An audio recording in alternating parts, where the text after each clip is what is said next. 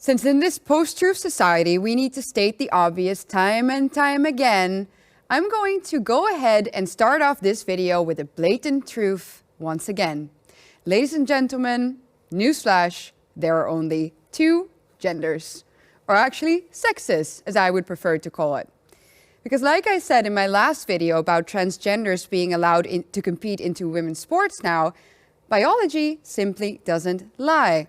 And that's why everybody with a brain and a functioning set of eyes knows that when biological men can compete against women in sports like weightlifting, it's quite literally game over for us. So I'll just say it one more time. Well played, feminists, well played. But frankly, I can't believe that we're still caught up in this stupid debate. Every time I feel like we kind of moved past this, they come up with something even crazier. For example, here in Sweden, Försäkringskassan, which is the Swedish government social insurance agency, recently dropped the term woman when they are talking about people giving birth and about maternity leave. I know. Following the recent American debate about black birthing people, yeah, again, I know, the Swedes decided to listen very closely to their woke big brother and now have officially butchered their language to this ridiculous extent as well. And of course, this control of language isn't new. Like I said in my video about conservatives and how they're always losing the cultural and political war, the left institutions rule the way that we are allowed to speak. The UN, for example, dictates to its staff how to communicate in a quote-unquote gender-inclusive way.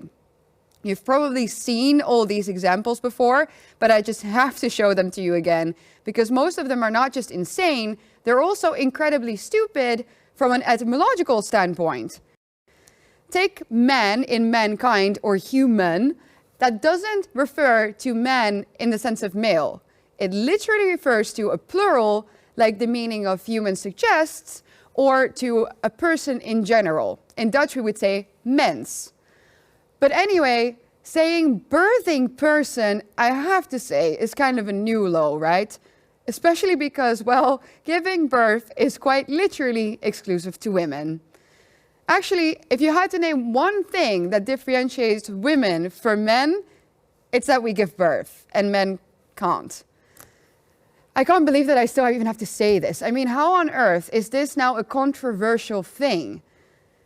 Since when did we deter from the idea that language should reflect reality?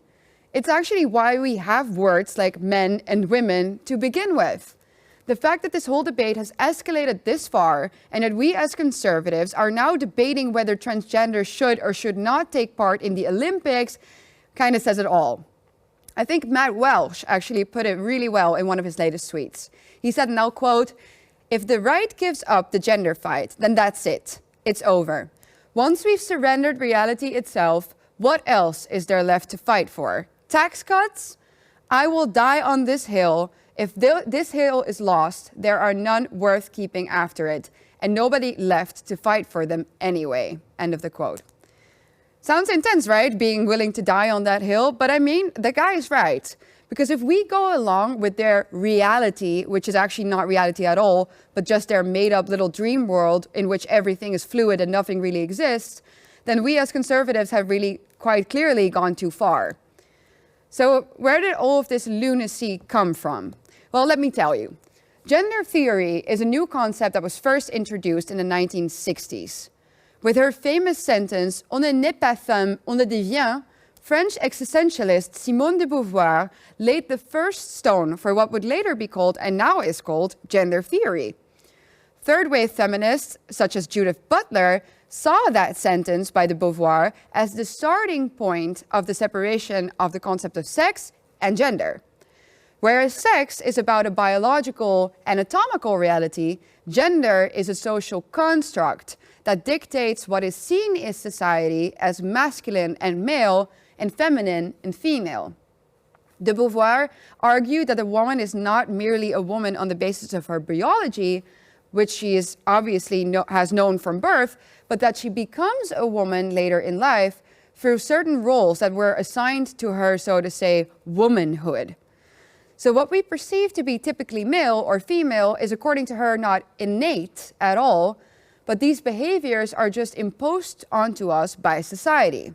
Sounds familiar, right? We hear that type of argumentation all the time nowadays, especially when it's about breaking free from these so-called stereotypical gender roles. Like most things that the left proposes, this doesn't really sound that bad at first, but you always have to keep in mind the argument of the slippery slope every time that the left comes up with something new. In this case, the consequences of denying the importance of biology in relation to the determination of one's sex aren't to be underestimated. For example, one page into her book, Judy Butler immediately brings up the question about a person's own individual construction of gender. And well, clearly, from that moment onwards, when it's about somebody's individual perception, the door of infinite possibilities in terms of gender is just wide open. Based on the idea that not biology, but only society, or ultimately even one's own choice or perception determines reality, a sexuologist named John Money started an experiment in the last century that I honestly can only classify as pure evil. John Money was the first ever scientist that started an experiment raising a child as a different gender than the sex that it was born with. He used a boy for this experiment that was called Bruce Reimer. And this kid was severely mutilated as an infant during circumcision, after which Money recommended Bruce's parents to raise him as a girl from that moment onwards, since Money was convinced that gender was only a social construct anyway. So baby Bruce underwent testicular removal, received female hormonal therapy, and was renamed Brenda. And the thing is, Bruce was never actually told that he was born a man. However, from a very young age, Bruce reached for typical boy toys, wanted to climb and scramble in trees, and refused to wear the dresses that his mother tried putting him in. During the rest of his childhood, Bruce and his twin brother Brian were also subjected to sexual experiments in which Money made the two little brothers perform sexual acts on each other. And finally, when Bruce reached the age of 14, Money suggested to go on with the sex change, so basically to give Bruce a vagina. Bruce, who was already suffering from deep depression at that age, threatened to commit suicide if he ever had to go back to see Dr. Money. Eventually, Bruce was told the truth about his biological sex and was, so to say, surgically restored. Eventually, David, which is the name that he chose after he transitioned from female back to male, committed suicide, just like his brother, in their late 30s. You would think that after hearing about this evil experiment, the theory of gender being a social construct would have been completely and officially rejected. But the opposite is actually true. Money lived on as a rather respected scientist up until his death in 2006. And gender studies, as you all know, and the concept of gender neutrality have gained significant grounds in both the political and the academic debate. One of the most weighty arguments seems to be that gender neutrality prevents non-binary people, so people who do not fully identify as either male or female, from being excluded. Also, a popular argument within this debate is that traditional binary gender roles would be harmful to the individual. The answer to both of these problems? Yeah, there you have it, gender neutrality. So that's why we now see those endless calls for gender-neutral language, toilets, colors, upbringing, education, you name it. And of course, it doesn't stop there. In May 2018, a Dutch court gave the green light for the first ever gender-neutral identity card.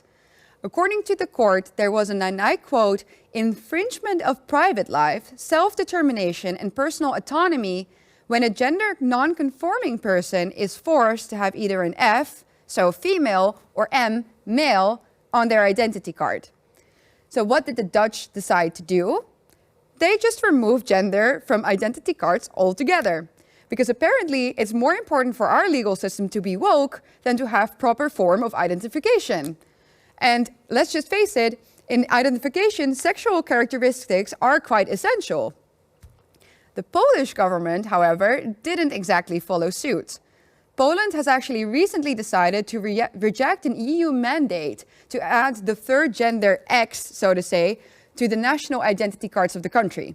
With me in the studio today to give further comment on this is member of the City Council of Warsaw for the party PIS, so the Law and Justice Party, Michał Szpandrowski. Michał, welcome. Hello, thank you for having me. I'm very happy that you're here today. So I wanted to talk to you about something. As our viewers have just heard, I was just talking about Holland. We had a court order recently that dictated that the Dutch state is now going to remove gender altogether from our national identity cards, which is basically a very radical step.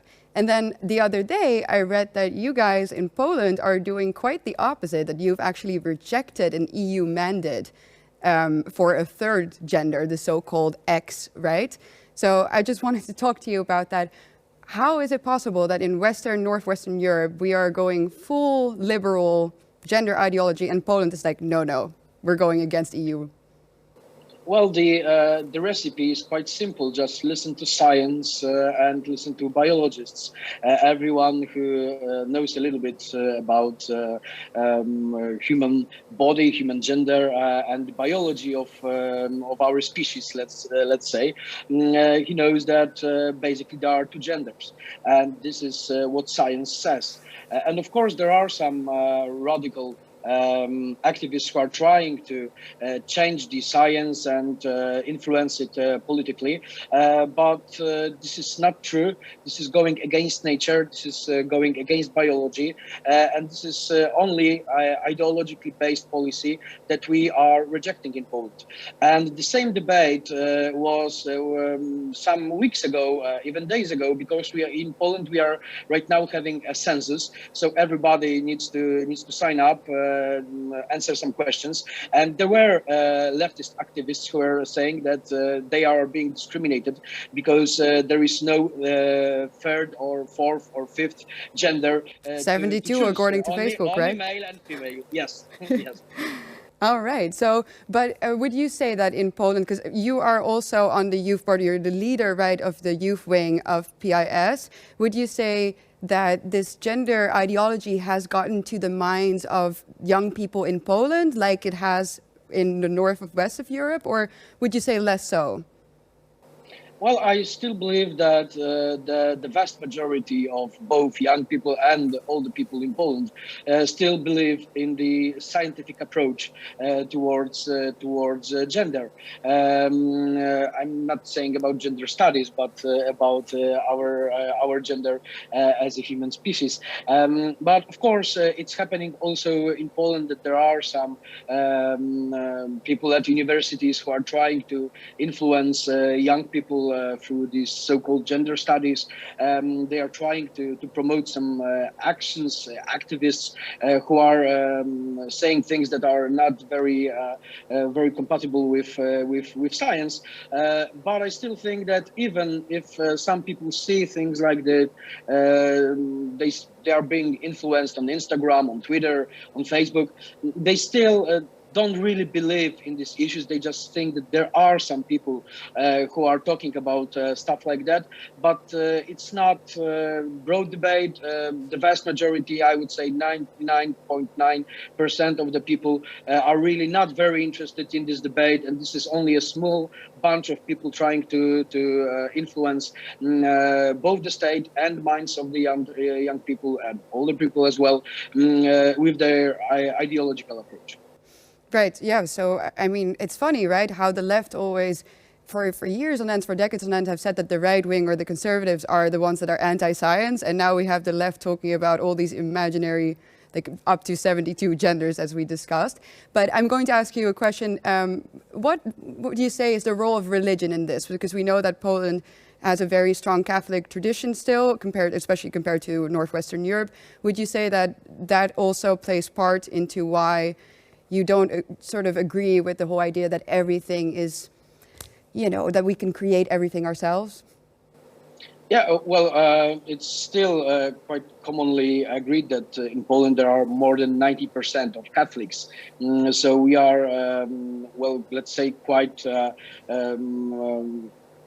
maybe I don't know how to say it, not to sound too unpolitically incorrect, but well, the Poland is a nation that has over 90% of Catholics. We have strong belief in a strong family, in a family where there is a dad and mom, not parent A, parent B, not anything else that was introduced on the West. So the strong belief in family and strong religious beliefs, I think they are one of the major factors that Poland still is rejecting the ideas, the leftist ideas of the West. I think this is one of the foundations of quite conservative approach in the Polish society, and I hope it will stay the same way. People, of course, may change their political choices, but even if they are voting for the more center-left liberal parties, they still within themselves do not believe in the crazy ideas of the leftists, like 72 genders, 155,000 sexualities, and any other things that are being introduced to the public debate by the left. So even if political choices of the people may differ, within their hearts they know that this is just ideology and this is an anti-scientific approach. That is a really good note, I think, to end on. I couldn't agree more. Thank you again, Michał, for being here today. And for everybody else who's watching right now, thank you so much for watching another episode of Let's Talk About It, and I hope to see you next time.